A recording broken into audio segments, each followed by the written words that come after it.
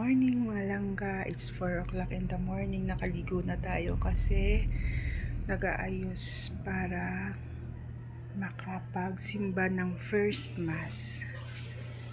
Blessed Sunday mga langga.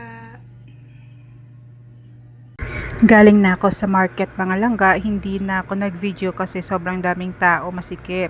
So, nakabili ako ng mga murang gulay kasi Sunday ngayon, market day ngayon. Bumili na ako ng mga kakailanganin na mga gulay. Yung kamatis nabili ko lang ng 10 pesos.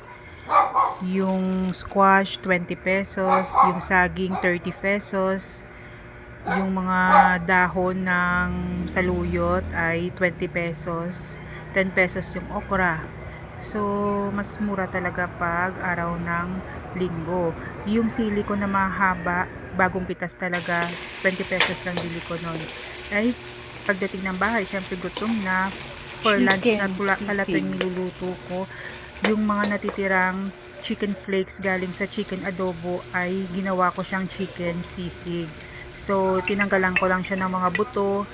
Ginisa ko, nilagyan ko ng onion, tsaka may natira ako na konting patatas nilagay ko, at tsaka siling haba para hindi masyadong manghang, kasi pag yung maliliit na siling lalagay natin, super anghang siya.